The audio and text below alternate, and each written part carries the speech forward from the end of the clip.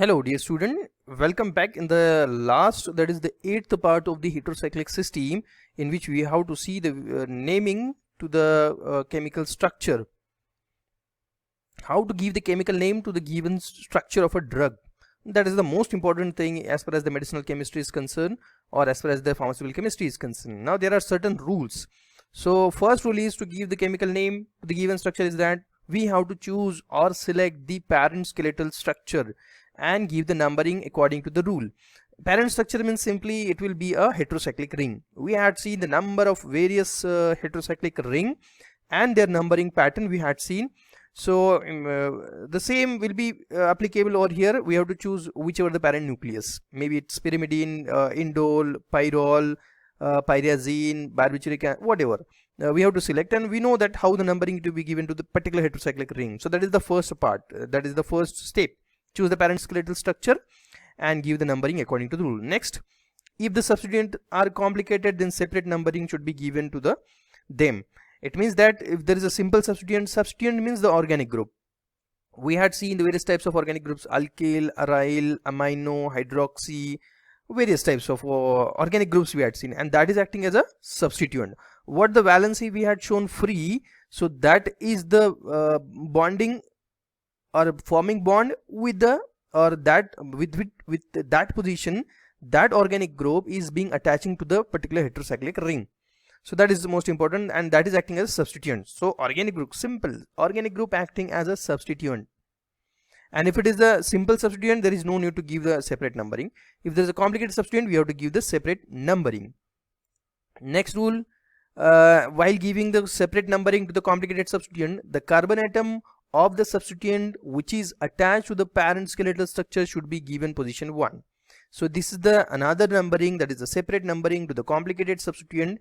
So if there is a carbon chain in the complicated substituent, so we have to count or start numbering from that carbon which is directly attached to the parent nucleus or directly attached to the heterocyclic ring. So that is the third rule. Next, first write the name of substituents, prefix with its number and in alphabetical order, and then if the complicated substituent is there, we should have to write in the bracket name of the complicated substituent, we have to write in the bracket, and finally write the name of parent skeletal structure. Means wherever we are writing how to write exactly the chemical name, the rule by this rule. So in this case we have to take all the substituents, name of substituents, prefix with its number, first we have to write, and then finally at the end in the chemical name we have to write the name of parent skeletal structure, and that will be the name of heterocyclic ring. Okay, so these are the rule. So we'll take one example so that you get all clear. Acetazolamide is one of the example by which you can get clear how to write exactly the chemical name to the given structure. So in this acetazolamide, first step is that select a parent nucleus. So you find a heterocyclic ring, this is the heterocyclic ring that we have to choose as a parent skeletal structure or parent nucleus. And second step, to give the numbering to the parent skeletal structure. So in this case we will select the parent skeletal structure, this is the middle heterocyclic ring as a parent skeletal structure. We'll give the numbering as per the rule, it's a simple heterocyclic ring, and as per OSN we should have to start the numbering with the sulfur. Okay, and clockwise anti-clockwise, that depends on the type of the substituent as well as the name of the substituent. If more than one substituents are there, we have to arrange in alphabetical order and we have to give the numbering accordingly. Now it is damn sure that we have to start the numbering with the sulfur. Now there are two substituents, and either we can go by clockwise or anti-clockwise, the last substituent getting same number, last substituent getting 5 position, either clockwise or anti-clockwise. So in this case we have to see, or we have to arrange these alphabetically. So in this we'll see, this is an acetamido, NHCOCH3, it is an acetamido, that is the last organic group we had seen. And if you're talking about this SO2NH2, so this is the sulfomoyl, or that is also called as sulfonamido or sulfonyl. Okay, not sulfonyl, sulfonamide or sulfamoyl, MOYL. So we have two types of substituents, that is acetamido, which is being starting with A, and alphabetically comes from A, and sulfamoyl, that is by S. So obviously alphabetically the acetamido come first, so it should get the list numbering. So we will arrange it alphabetically. S will come later alphabetically. A come first, acetamide will come first, sulfamoyl come later. So in this way, the way of numbering will be in the clockwise way, so that the acetamide will get list number, and at the end we are getting the or this sulfamoyl group will get the list more number, not an issue. So that is the way exactly. In this case, we had selected a parent nucleus. This is the middle ring is a parent nucleus. We had given a numbering as per the rule, so that the substituent again arranged in alphabetical order, and the last substituent getting the list number. This was the way. Now next, finally, how to write exactly by this rule, how to write the chemical name of the structure.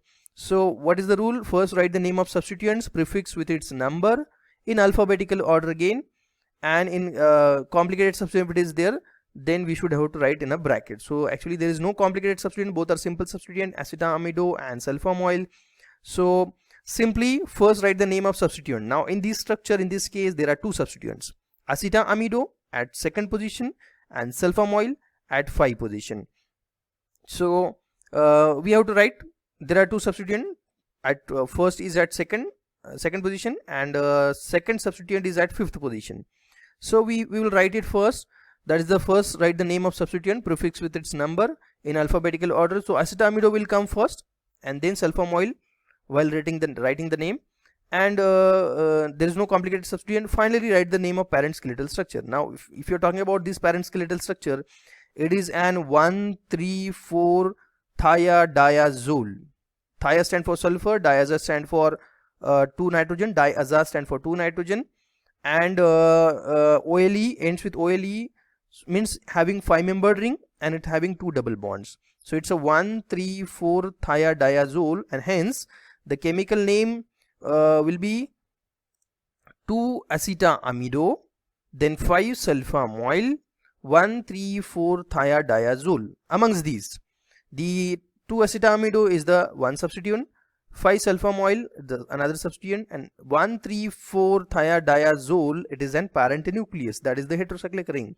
So we had followed this rule, that first we had written the name of the substituent prefix with its number, that is acetamido, particularly at a second position, that's why 2-acetamido, and sulfamoyl at 5 position, that's why 5-sulfamoyl, and finally write the name of parent skeletal structure, that is parent skeletal structure is 1,3,4 thiadiazole. So it's a 1,3,4 thiadiazole we had written at the end. Always we have to follow the same scheme of numbering, and there is no complication because there was no complicated substituent, and we are not going to apply the rule that the numbering we have to start with that carbon which is directly attached to the parent nucleus. That rule we are not going to follow, because in this case both are simple substituents. So simple substituent, there is no need to give the separate numbering. In the next example, we have to see that there is a complicated substituent. Next example, that is the chlorpromazine, which is an antipsychotic drug. So it has this structure. We have to give the chemical name to this structure. So as far as the by the rule, first we have to select the parent nucleus. In this will be the heterocyclic ring, which is the parent nucleus, and this is the simple substituent, and this is the complicated substituent actually. So as per the rule, we'll see that we have to go for the complicated substituent. We'll see by drawing the structure. So like this one, this is the parent nucleus in chlorpromazine, that we call a phenothiazine. Okay, phenothiazine, it is a parent nucleus, and as far as the numbering is concerned, we know that we had learned the numbering of the phenothiazine ring, that it should be how S5 and 10. S look like 5 and N10 is a common mnemonics to remember, or it was a trick to remember the N10 position.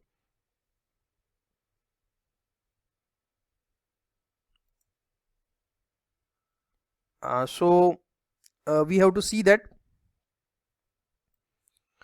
this is the common way of numbering, 1, 2, 3, 4, 5, sulfur get 5, and this will get 6, 7, 8, 9 and 10, N10. So this is the way of numbering.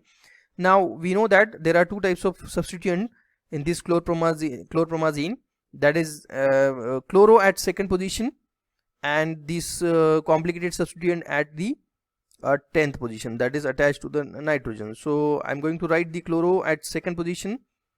So it will be 2-chloro definitely, and phenothiazine, it is the name of parent nucleus. Now this was the complicated substituent which is okay. So we are talking about the complicated substituent. So this is the complicated substituent which is attached on the 10th position, that is on the nitrogen. So the thing is that in this complicated substituent we have to follow the two rules, that wherever there is a complicated substituent we have to give the separate numbering, and to give the separate numbering in the complicated substituent we have to choose a parent nucleus. This is the one thing. And the second thing is that wherever we are writing the chemical name of the complicated substituent, so that we have to enclose in a bracket. We have to write the name of the complicated substituent in a bracket. So first thing we'll follow, that will give the separate numbering. So as far as these, we'll take these 3 carbon chain containing as a parent nucleus, or this we call a 3 carbon chain, means it's a propyl. And wherever there is a propyl, 3 carbon containing a long carbon chain, so from which carbon we have to start the numbering. So that is again by the rule that wherever there is a complicated substituent, so we will give the separate numbering, and position 1 will be given to that carbon which is attached to the parent nucleus. So in this case, in this chain, we had shown a valency free from this carbon. This is the free valency with which it is being attached at the 10th position, or which is being attaching to the nitrogen at 10th position, and hence this is the carbon which is being directly attaching to the parent nucleus. That's why the separate numbering will be or position 1 will be given to this carbon. Then we have to go by that way, 1 2 3. This is the way of numbering. And at the third position of this propyl, there is a dimethyl amino. So dimethyl amino at third position means finally, if you are talking about this only, the name of this complicated substituent, it's a 3-dimethyl amino propyl. 3-dimethyl amino propyl is the name of this complicated substituent, and which is being attaching at this 10th position. So the final name we are going to see, the final name of this complicated substituent will be chlorpromazine. That will be 2-chloro 10th position in the bracket 3-dimethyl amino propyl phenothiazine, because this ring is the phenothiazine, just we had discussed. At the second position there was a chloro, that's why we are writing the name of substituent prefix with its number, 2-chloro, that is a simple substituent. And the complicated substituent, we had write the name of the complicated substituent, just we had discussed, that is in a bracket.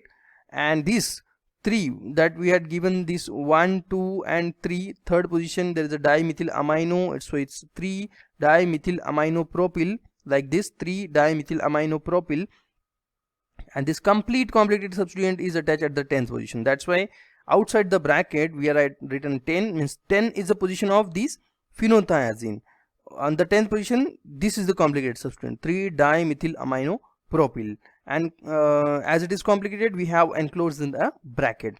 And at the last, we are writing the name of the parent nucleus as per the rule, phenothiazine. This ring is a phenothiazine. On phenothiazine, 2 position of phenothiazine which has a chloro, and on the 10th position of the phenothiazine, it has this complicated substituent 3-dimethyl amino propyl. So in this way we have completed the naming of these complicated substituent, that is naming of this chlorpromazine. This will be the final naming of the chlorpromazine.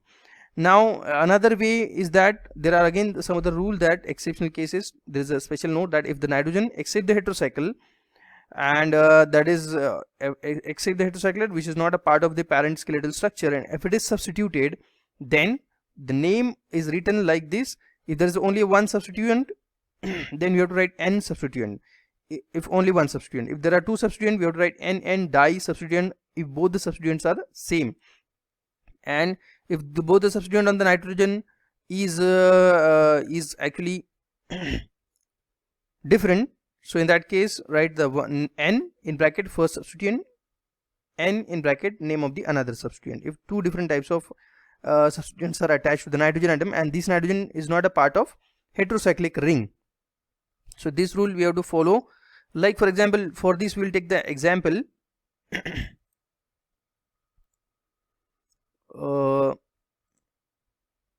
like for example we had given in same this we will take to explain the example.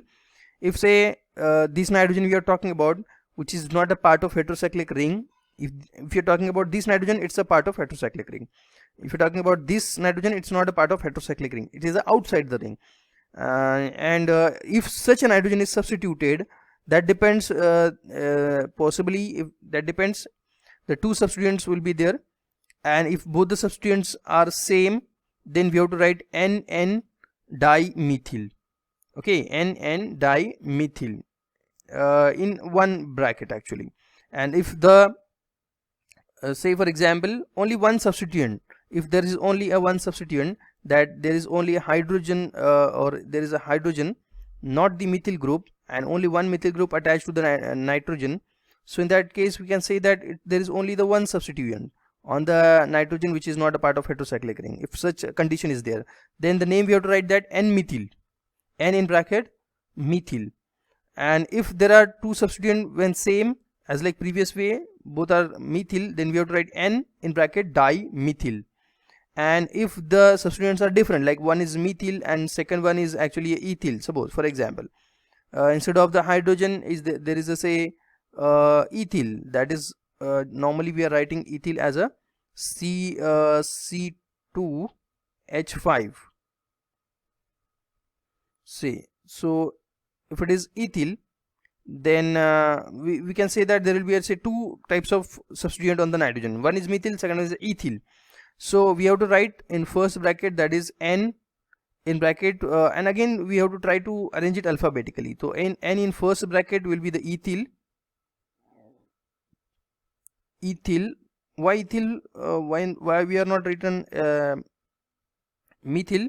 Because alphabetically the ethyl come first, not methyl. So N ethyl, then in another bracket we will write N methyl, bracket complete in that way. If both the substituents are same, only one bracket will be used, either a one N dimethyl or diethyl. If both are different, both substituents are different, then we will use two bracket, and in two separate bracket we are writing the name of two different substituents, as well as that again to be taken into consideration that they should be arranged in alphabetical way. So N ethyl, N methyl, and that way. So the rule says that N one substituent, if only one substituent, N di substituent, that is N dimethyl, diethyl, like this. If two substituents are same, and if two different substituents like N methyl or N ethyl, N methyl, if two different substituents, just we had seen the example.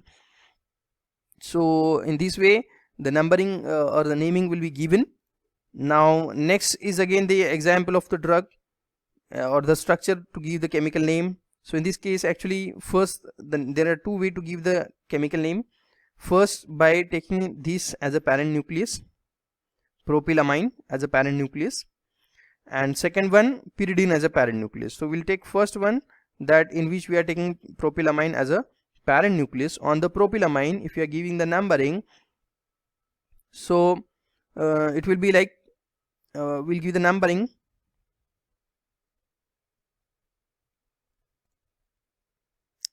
to this propylamine or to this complicated substituent.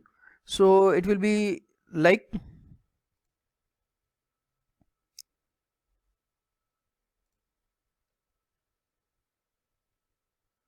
I'm giving the numbering to this one. So as it is an amino, propylamine we are going to take. So we will start the numbering with the carbon. This carbon, it will be a 1, this will be the second one, and this will be the third one.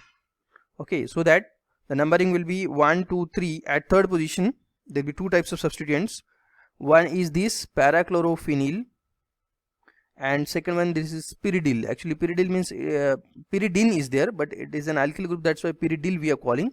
YL we are using term, YL we are using the term, and it is at 2, means the pyridine is attached with the second position. If you are giving numbering to this pyridine, so this is the one position, this is the second position of pyridine, and the pyridine it is being attaching with the second position to the parent nucleus, that's why we are calling 2-pyridyl or pyrid2-yl, one and the same, pyridine to pyrid2-yl or 2-pyridyl. The YL will attach to D and 2 will take prior or before, it will become 2-pyridyl, and this is again the correct way, that is pyrid2-yl, which is at the third position. Again parachlorophenyl, this one it is again at the third position. So at the third position there are two substituents, parachlorophenyl and 2-pyridyl, as well as on the nitrogen on this propylamine. Propylamine means nitrogen is a part of the functional group amino, and on this nitrogen there are 2 methyl groups, so we'll write N and dimethyl, as just we discussed the nitrogen which is